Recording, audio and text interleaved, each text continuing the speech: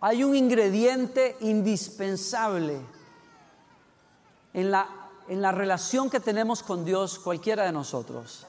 Hay un ingrediente que no puede faltar cuando se trata y se habla de adorar a Dios. Estamos aquí reunidos para adorar a Dios. Y podemos tener muchas cosas. Podemos tener música como lo tenemos, podemos tener un lugar hermoso, podemos tener canciones, podemos tener oraciones, podemos tener programas.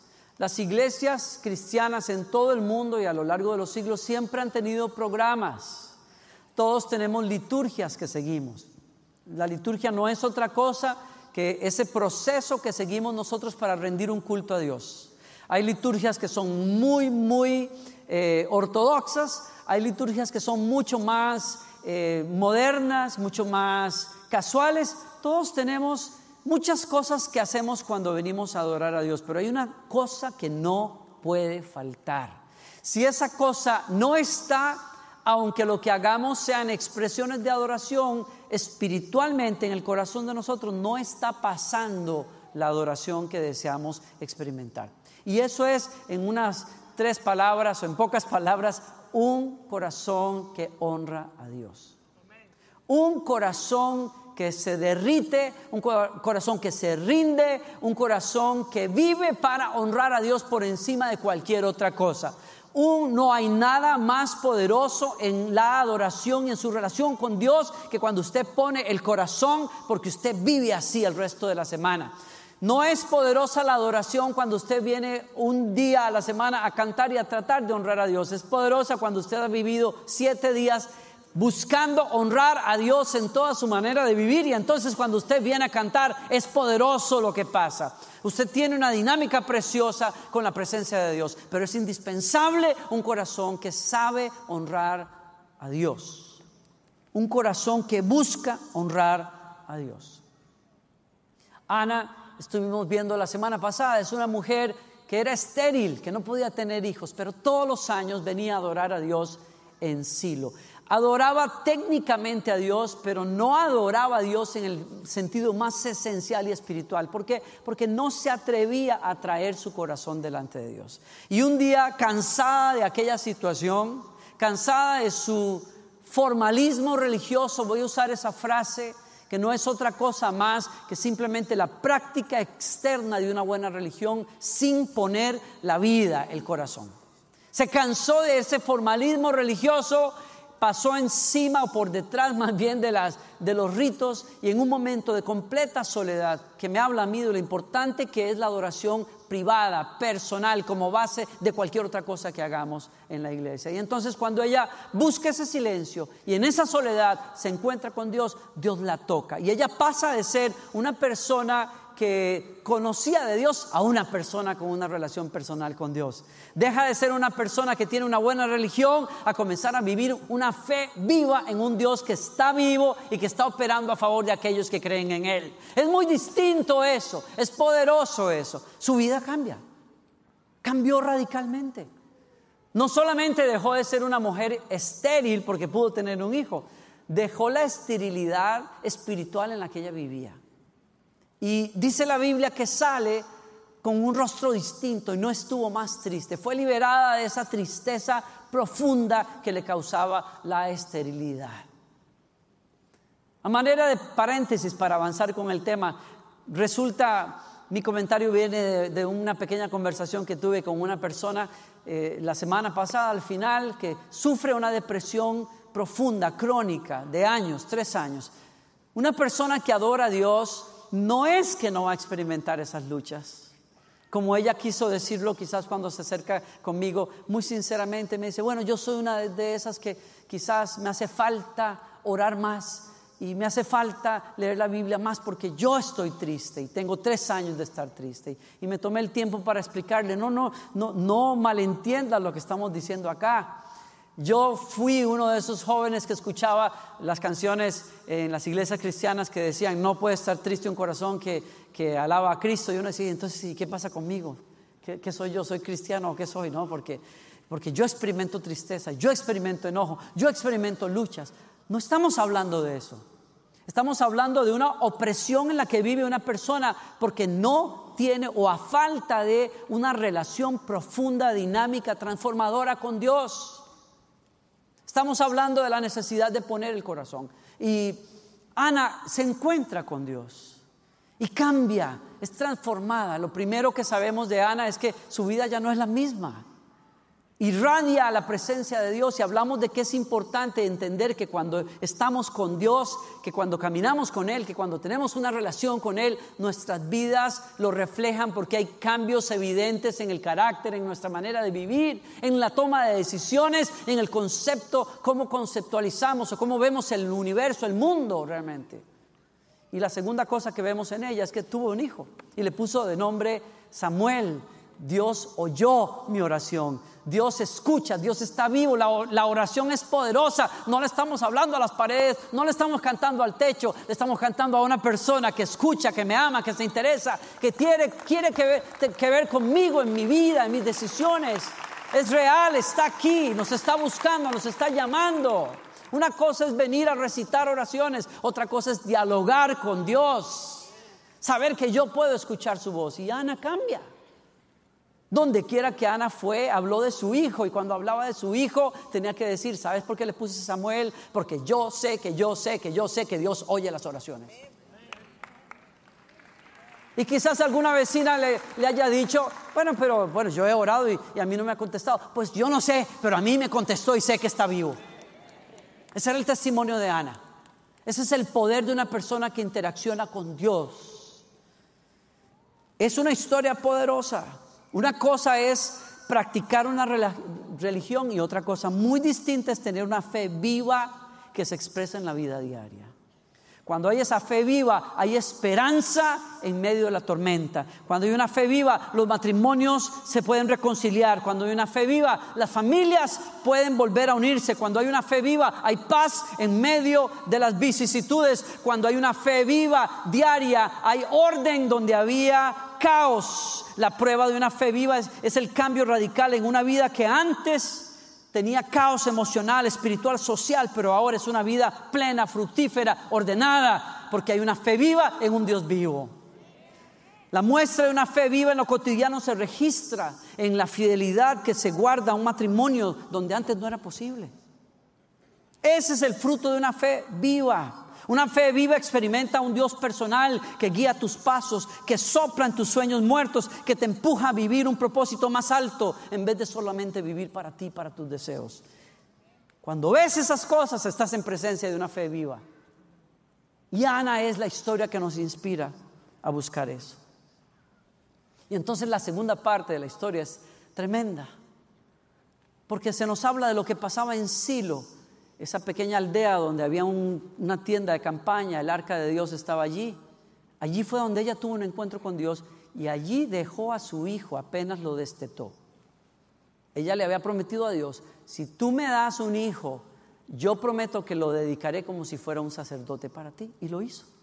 Y apenas el niño creció, 2 años, 3 años, por ahí, lo llevó a Silo y lo dejó con Elí, el sacerdote, y con sus 2 hijos, que eran los que se dedicaban a las cosas de Dios ahí. Pero había un problema. Aquí está una mujer que tiene un encuentro con Dios, que quiere que su hijo viva ese encuentro con Dios, y lo deja en manos de Elí y 2 sacerdotes, que son 2 personas que están lejísimos de Dios, aunque están metidos en la casa todo el día. Es la ironía de la religiosidad sin Dios. Tú puedes estar dedicado a hacer cosas para Dios sin conocer a Dios. Tú puedes aprenderte las reglas, las normas, las formas para hacer cosas en un culto, en un servicio, sin tener la esencia de esa relación con Dios. Y qué desastre, qué triste. ¿Por qué? Porque la religión puede ser muy bonita, pero no cambia a nadie. Y esos hombres, aunque estaban dedicados a Dios, su estilo de vida demostraba una flacidez espiritual tremenda, una rutina, un desgano más bien, un desgano hacia las cosas de Dios. Qué cosa más tremenda. Era tan terrible la situación de Elí, de sus hijos, que Dios tuvo que mandar a un profeta para advertirles de lo que Dios iba a hacer con ellos. Y el profeta fue muy claro, muy directo, muy fuerte. Le dijo: yo honro, dice el Señor, a los que me honran, pero las personas que no me honran van a llevar las consecuencias de sus propias decisiones. Y entonces, de una manera muy fuerte le dijo: yo voy a cortarte a ti y a tus hijos de servirme. No voy a permitir que gente como ustedes siga sentando un mal precedente y un mal ejemplo para mis hijos. Y le habló de dos cosas esenciales en la vida de ellos. Número uno, que despreciaban la presencia de Dios. Trataban con desprecio la adoración a Dios. Y dos, la idolatría en sus vidas. El profeta le dijo: tú has preferido a tus hijos que a mí. Hay relaciones en tu vida que tú estás honrando más que la mía. Cuando se trata de adorar a Dios, solo Dios puede estar sentado en el trono de nuestras vidas.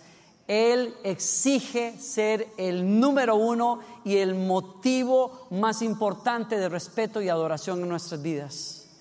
Y el profeta le dijo: tú has preferido a tus hijos porque tus hijos están haciendo barbaridades y tú no los has impedido. Les has dejado pasar su falta de respeto por mi presencia y por las ofrendas del pueblo de Dios, y eso no te lo voy a dejar pasar. ¿Qué era lo que estaba pasando en esencia? Había una tremenda falta de respeto hacia Dios. Una tremenda falta de respeto hacia Dios. Y te explico rápidamente qué es lo que pasaba. Las personas venían a buscar la presencia de Dios en otro tiempo, de otra manera, en otra religión. Pero como lo estamos haciendo el día de hoy, ustedes vienen y yo vengo a buscar la presencia de Dios. Las personas traen sacrificios en las manos porque eso es lo que la ley de Moisés les invitó a hacer. Traen palomas, traen corderos, dependiendo de las posibilidades de cada uno, y entonces las ponen delante de un sacerdote que tiene que poner las manos, orar por ellos y pedir que Dios perdone sus pecados. Eso es lo que pasaba. Y cuando se mataba aquel animal y se entregaba, se ponía en el fuego, mientras ardía la carne de ese animal, un sirviente de los sacerdotes traía un garfio y arrebataba la mejor parte de la carne para comérsela ellos cuando terminara ese sacrificio. Una completa falta de respeto, porque lo que la ley decía es que los sacrificios, hay sacrificios que tienen que consumirse completamente.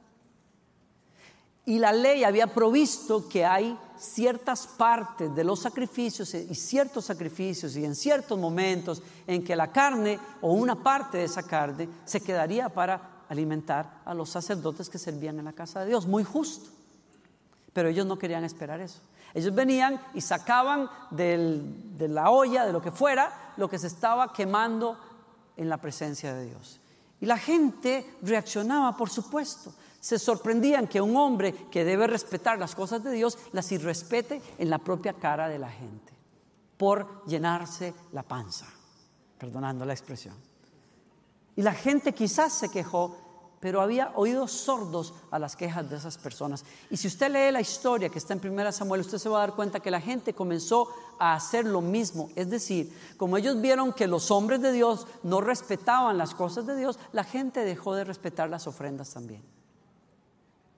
Yo tengo que entonces llegar a la conclusión que algunas personas dejaron de venir, algunas personas dejaron de ofrendar. ¿Por qué? Porque si los hombres de Dios no tenían respeto mínimo hacia las cosas de Dios, pues ¿qué se puede esperar de los demás? ¿Me sigue? Y entonces había una falta completa de respeto hacia la presencia de Dios y las cosas de Dios. Y eso no se quedó allí. Hay ofrendas que Dios ordenó que tenían que quemarse. La grasa, que es la parte que le da más sabor a la carne, tenía que quemarse completamente toda delante del Señor. Y los sacerdotes no esperaban a que esa grasa se quemara, sino que arrebataban. La tercera cosa que pasa, y añado esto, es que los chicos estos, los hijos del sacerdote, vivían moralmente en desorden, completo desorden. No solamente irrespetaban las ofrendas y la adoración de la gente, sino que cada vez que pues, había la oportunidad, pues bueno, se hacían novieros con las mujeres que eran voluntarias en las puertas de la casa del Señor y bueno, lo voy a dejar ahí. Estaban completamente desordenados, completamente perdidos. Escuche lo que le voy a decir: perdidos en las cosas de Dios, perdidos en la casa de Dios. Yo no sé, pero a mí cada vez que leo esa historia me estremece porque es un mensaje para mí. Tal vez usted está dedicado a otras cosas, a una profesión y tal, pero yo desde hace muchísimos años recibí un llamado para servir a Dios y estoy tratando de seguir ese llamado. Y me doy cuenta que le puede pasar más a una persona que está en un llamado que a cualquier otra persona. Servir a Dios es una cosa maravillosa, pero si no hay un corazón que quiera honrar a Dios en todas las áreas de la vida, usted se puede encontrar con una desgracia. Gente que está sirviendo en las cosas de Dios, pero que no conoce a Dios. Y cuando usted, escúcheme lo que le voy a decir, yo cuando veo esta historia me doy cuenta de que hay una cosa esencial en la vida para cualquier persona, tanto para los que estamos en un ministerio como para los que estamos sirviendo en la sociedad en otras áreas. Usted no puede darse el lujo de buscar las cosas de Dios sin tener un corazón que quiere honrar a Dios sinceramente. Pero cuando usted se encuentra con una persona que no está honrando a Dios en su vida, si usted rebusca cuál es la raíz, usted se va a encontrar cuál es. Es una sola. Esa persona no respeta la presencia de Dios. En otras palabras, o dicho de otra manera, ¿quiere usted adorar y tener una comunión profunda con Dios? Asegúrese que usted aprende a respetar a Dios en todas partes, en su mente, en su corazón, aquí, allá, en su trabajo, en la universidad, donde quiera que usted esté. Cultive respetar la presencia de Dios. Cultive cuidar la presencia de Dios. Cultive esa amistad y esa conversación con Dios profunda, buena, práctica. Me encantaba hablar con uno de los líderes en esta iglesia y quería traerme un reporte por una conversación que habíamos tenido hace un tiempo y me decía: pastor, yo simplemente quería decirte qué bueno que fue haber conversado estas cosas, porque hace unos pocos días, después de tener mucha lucha tratando de orar, caí en cuenta un día sentándome en la mesa de mi casa que hablar con Jesús es como tomar un café con Él, conversar con Él, y lo hice, y qué experiencia comencé a tener con Dios más increíble. Nunca había entendido eso tan sencillo. Yo puedo conversar con Dios donde quiera que yo esté. Y me doy cuenta que estoy en presencia de una persona que, aunque está sirviendo a Dios, está descubriendo el principio de amar la presencia de Dios. Es que usted ama la presencia de Dios y su vida va a florecer en el propósito de Dios. Usted ignora la presencia de Dios y lo único que puede salir de los seres humanos es lo que los seres humanos tenemos. Hay cosas buenas y hay cosas no tan buenas. Y eso es lo que está pasando con estos hombres. Qué desgracia tener la bendición, la posibilidad de servir a Dios y perderme en el camino.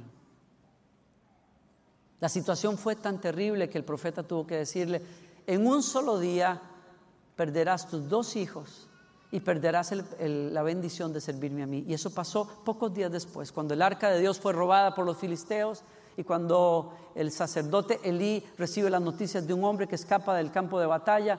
Lo primero que pregunta: ¿qué pasa con el arca? Y el hombre le dice: fue tomada por nuestros enemigos los filisteos. Y al escuchar la noticia, unida con la segunda: tus 2 hijos acaban de morir en el campo de batalla, el hombre cae de espaldas y se mata al quebrarse la nuca.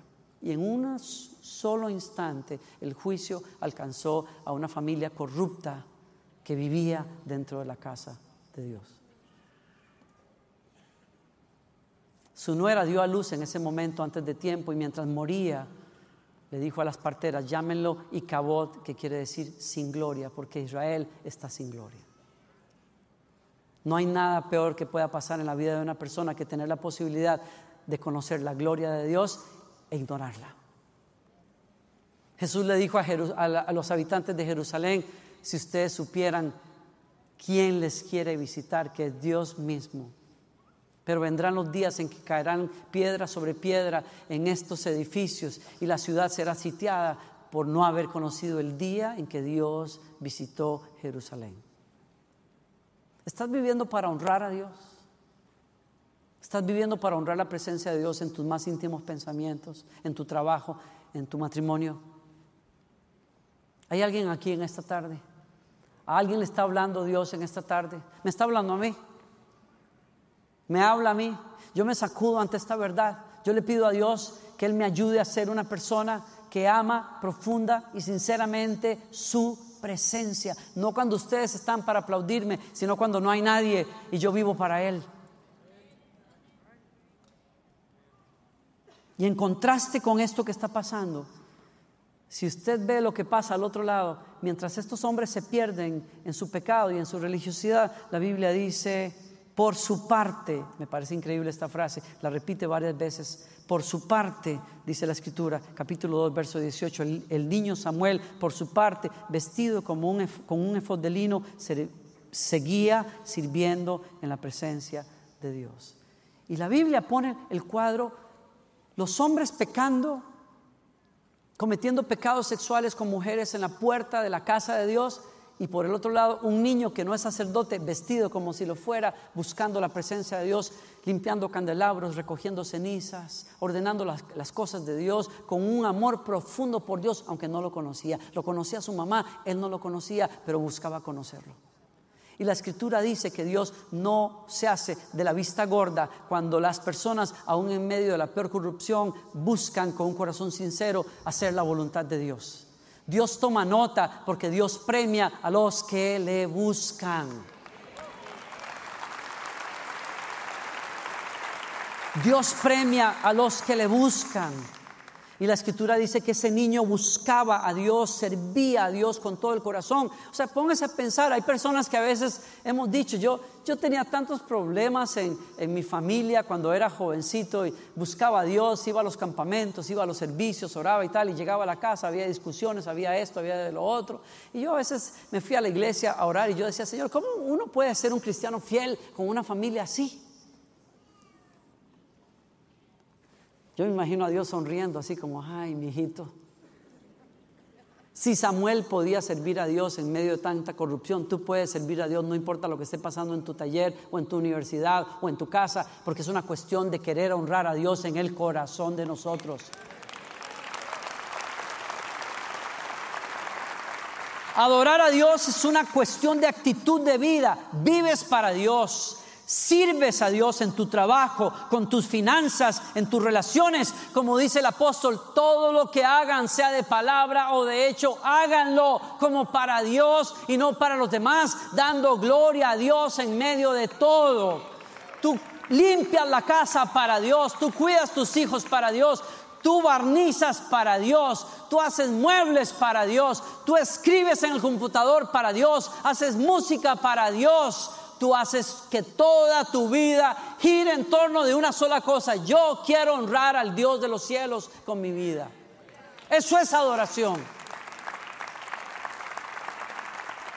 La fe vivida en lo íntimo es el fundamento de cualquier adoración verdadera a Dios. La búsqueda de la realidad de Dios es lo que mantiene una vida de adoración viva, fresca. ¿Qué estamos diciendo aquí esta tarde? Que una adoración viva nos lleva a honrar a Dios en lo cotidiano, en lo íntimo, en lo privado. Y eso que acabo de decir jamás podrá ser sustituido por cualquier cosa que usted haga en público. Que es inútil basar la adoración solo en formas externas, sin poner el corazón. Yo termino con estos pensamientos. San Pablo, miren, San Pablo le habla a su hijo espiritual Timoteo y le habla a los creyentes acerca de lo inútil que es poner la esperanza de la salvación en cosas externas. Le está hablando a cristianos del primer siglo que están batallando todo el tiempo con somos judíos pero creemos en Jesús. ¿Será que para poder creer en Jesús necesito ser judío primero, como algunos predicaban?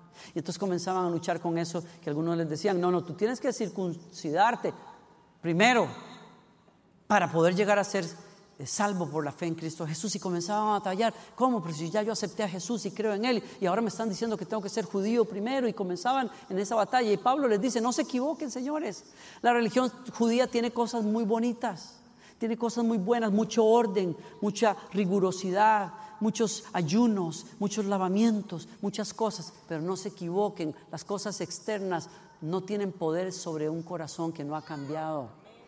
No se equivoquen, señores, no pongan la fe en cosas que no pueden transformar el alma. Y entonces Pablo le dice a Timoteo y le advierte, estas reglas son simples enseñanzas humanas acerca de cosas que se deterioran con el uso.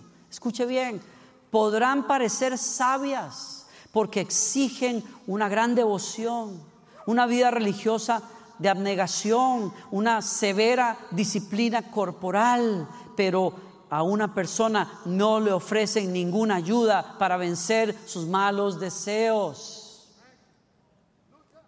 No se equivoque, no es la pinta lo que cambia a la persona. Usted se puede vestir como cristiano, andar Biblia de cristiano, calcomanías de pescaditos en el bumper de su sí. Usted puede hablar como cristiano, usted puede cantar como cristiano, todo eso se puede aprender. Usted puede hasta caminar como cristiano. Usted puede hacer muchas cosas como cristiano. Sí, esas cosas se pueden aprender, pero solo un corazón que se ha rendido sinceramente a Dios puede experimentar la presencia de Dios que cambia a las personas. Solo la presencia de Dios. San Pablo le advierte a Timoteo que en los últimos tiempos la gente va a ser fanática de las cosas religiosas. Fíjese, es una de las señales de los últimos tiempos. La gente va a buscar espiritualidad. ¿Cuántos de ustedes no han visto qué tan llenos están los supermercados de libros sobre espiritualidad? El otro día pasé a buscar una revista y yo me quedé sorprendido de toda la línea de artículos de espiritualidad. Wow, me quedé impresionado. Y cuando saqué algunas revistas, hasta que las volví a poner rápido ahí, porque wow, están llamando espiritualidad a cualquier cosa el día de hoy. La gente ama, no sé, hay una apelación extraña en las personas cuando les enseñan, ande un cordoncito rojo por aquí, póngase tal cosa y guíndese no sé qué, y vístase así, y guarde tal día, y haga la dieta de la luna y la dieta de la sandía, es comer de todo menos sandía, y qué sé yo, porque eso le va a ayudar a usted a hacer, y haga tal y haga la otro, y venga, y 3 pasos para adelante y 2 para atrás, y nos encanta todo eso. No sé, los seres humanos tenemos una obsesión pero Pablo dice, cuidado, en los últimos días la gente va a ser así, pero en el fondo no querrán nada con las cosas de Dios. No se podrá confiar en esos orgullosos porque actuarán sin pensar. Está hablando de personas que no medirán las consecuencias cuando hagan cosas. En vez de obedecer a Dios, solo harán lo que se les venga en gana. Vivimos en épocas donde las personas solo quieren darle rienda suelta a sus impulsos, donde las personas no van a apreciar que alguien los instruya, porque van a decir, a mí nadie me tiene que decir lo que yo tengo que hacer.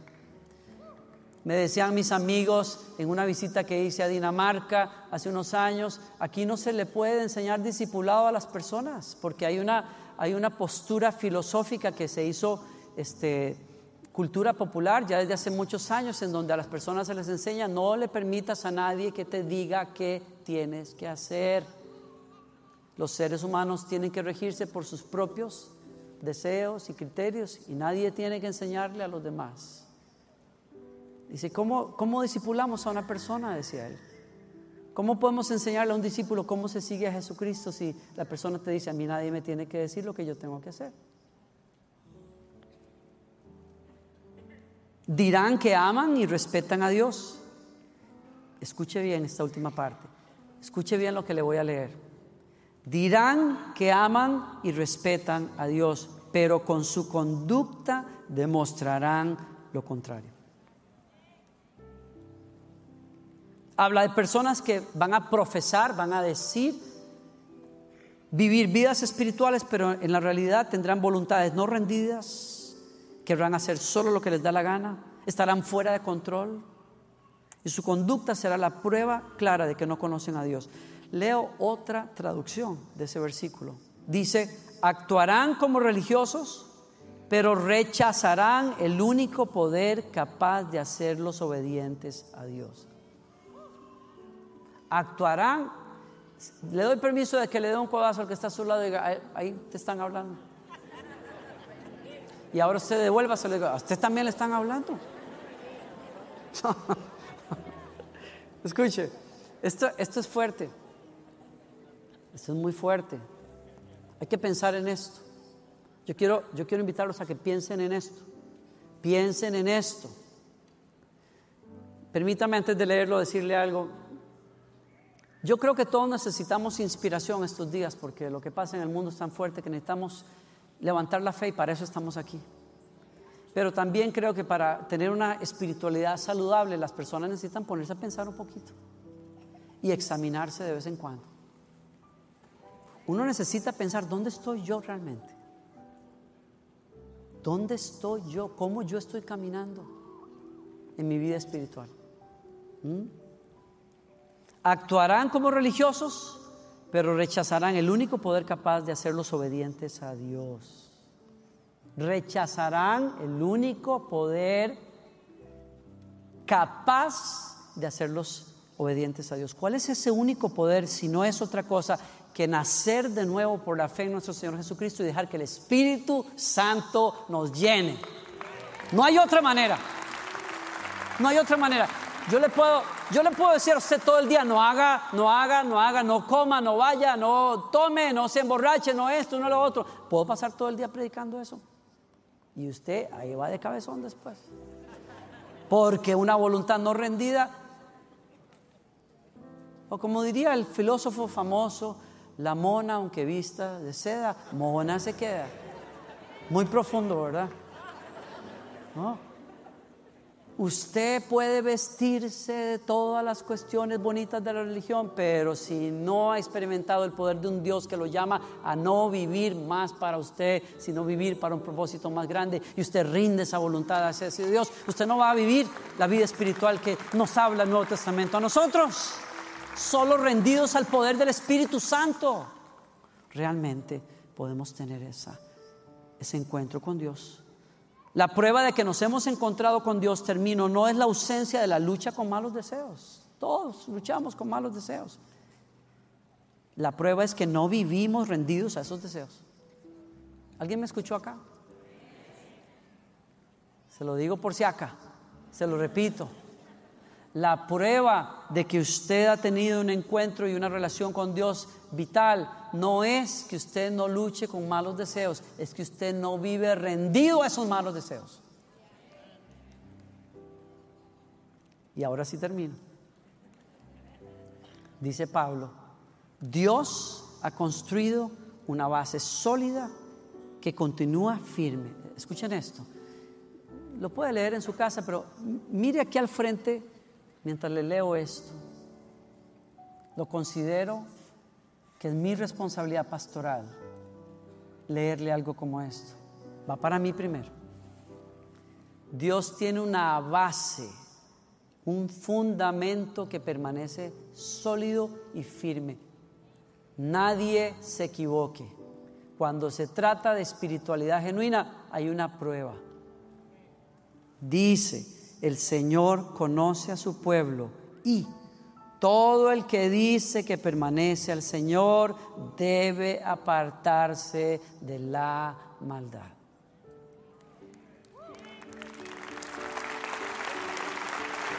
Se acabó. Los hijos de Eli eran muy lindos, bellos, unos túnicas preciosas de sacerdotes, hasta tenían cara de buena gente. Pero su conducta probaba que no conocían a Dios. La Biblia los llama impíos. No conocían a Dios. Pastor, ¿estás hablando de líderes en la casa de Dios? Sí. No conocían a Dios. ¿Estás hablando de ministros? Sí. Aprendieron la profesión, pero no tienen el corazón. No tienen un corazón cambiado. Tú quieres saber si tú estás caminando en una espiritualidad genuina y estás adorando al Dios vivo, te apartas del mal.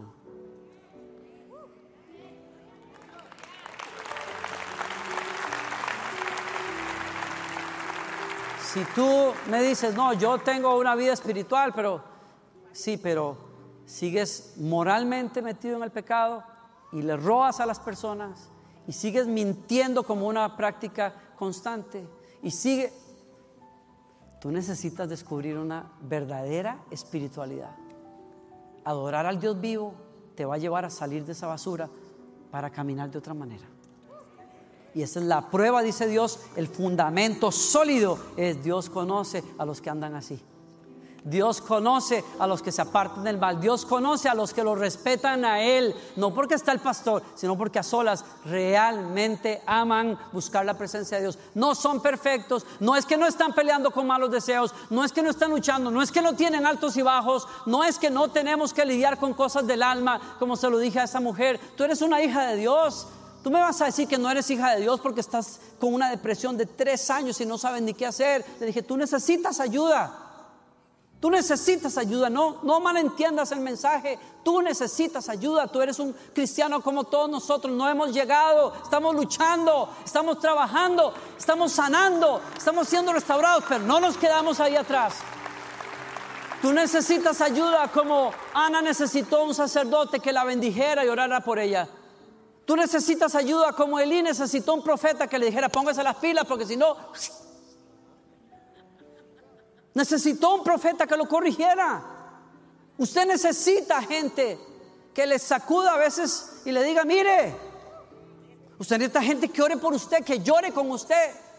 Usted necesita gente que lo ministre, gente que lo lleve por procesos de perdón y de liberación. Usted necesita eso. Yo lo necesito. Yo tengo personas que cuidan de mí, personas a las que yo les doy cuentas de mi vida. Yo no estoy solo, yo no puedo llegar solo. Yo necesito ayuda. Ya les he dado ejemplos. No quiere decir que no estamos lidiando con rollos y con cosas.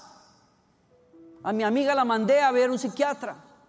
Hay depresiones que tienen raíces en el cerebro de las personas. Necesitan ciertos medicamentos, no hay otra.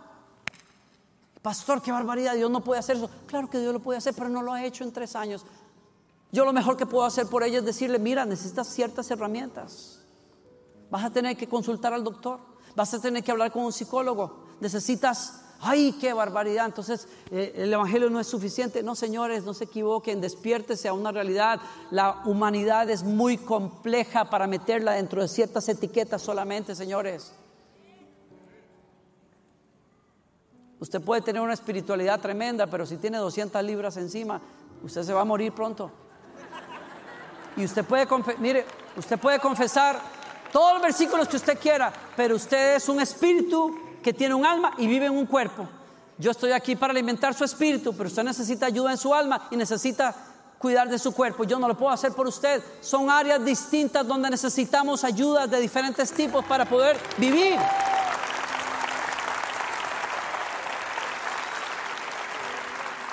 Yo he visto a Dios sanar personas, liberarlas de una adicción así. Yo digo: Señor, ¿por qué no lo haces con todo el mundo? Yo no sé, quisiera decirles que yo sé, pero no sé por qué. Y entonces cuando eso no pasa con una persona, la tenemos que mandar a un programa de rehabilitación y celebremos la recuperación los viernes en la noche y las personas van saliendo poco a poco y de pronto tienen un encuentro con Dios y dicen: se acabó. Gracias, Señor, estoy sano, voy adelante. Yo me requete pasé del tiempo. Póngase de pie, por favor, aquí conmigo. Yo quiero terminar esto, pero óigame, por favor, estoy abriendo una posibilidad en los próximos 5 minutos. Aguántese en su silla, por favor. 5 minutos que pueden hacer un cambio radical en su vida. Si usted necesita un encuentro con Dios, un cambio de vida, le estoy hablando a quien me visita y le estoy hablando a personas que tienen 15, 20 años acá. Si el altar se está apagando y hay un Samuel en usted que dice: yo voy a buscar a Dios, yo quiero que salga de su silla y venga aquí al frente a buscar a Dios, a decirle: aquí estoy, yo me rindo a ti, Señor, yo necesito un cambio en mi vida. Vamos, señores, vamos. Yo sé que hay personas que necesitan dar esos pasos. Hay cristianos viejos que tienen que dar ese paso. Hay gente que necesita comenzar una relación con Dios hoy, ya. Hay gente que necesita cortar con cosas, renunciar a cosas. Hay gente que dice: yo no puedo vivir un día más en esta religiosidad muerta. Yo necesito una relación viva con Dios. Si es usted uno de esos, salga de su silla. Deje de estar viendo quién viene y quién no viene. A usted no le importa quién viene. A usted no le importa qué van a decir. Mire, páreme eso ahí un minuto. A mí no me importa si usted es líder en esta iglesia, pero si usted necesita un avivamiento en su vida, venga aquí al frente y comience de nuevo. Comience de nuevo.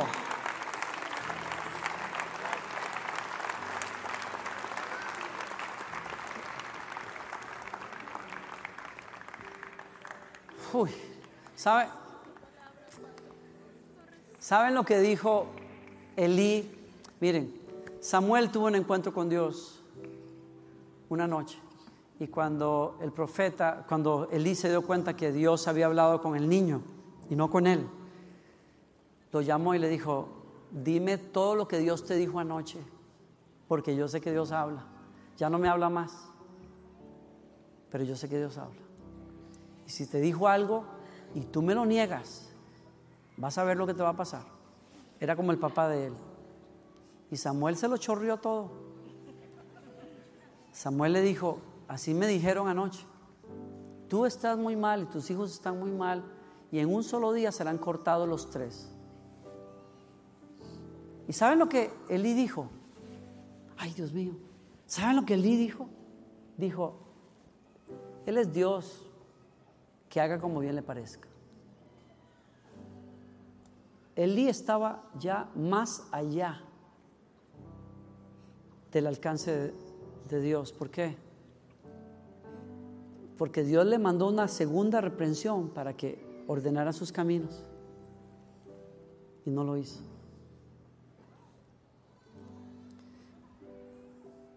No crean ustedes que yo me estoy comparando con Samuel por lo que les voy a decir, pero les voy a decir una cosa. Aquí hay voz de Dios hablando,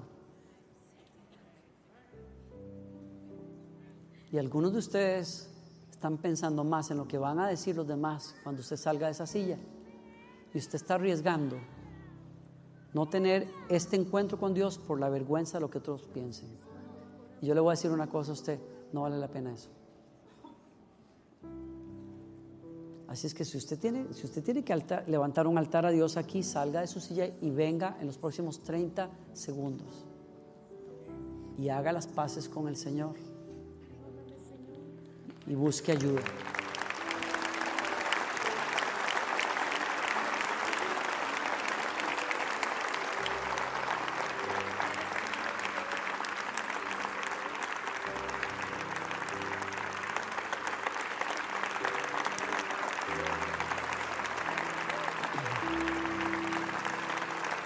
Oramos.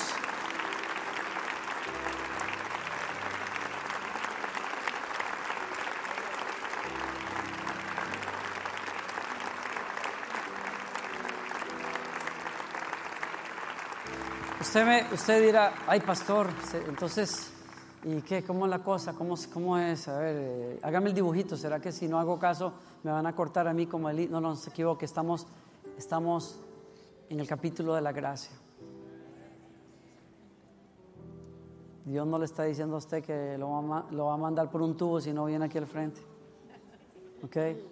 No se equivoque. Aquí no es por temor que venimos y respondemos a la voz de Dios. Es por respeto, por un amor respetuoso hacia Dios, que decimos: Señor, yo sé que tú quieres lo mejor para mí. Alce esos brazos donde usted esté y dígale: me rindo a ti, Señor. Usted sabe qué tiene que decirle. Me rindo a ti, Señor. Me rindo a tu voluntad, a tus deseos. Estoy cansado de caminar como lo he hecho hasta ahora.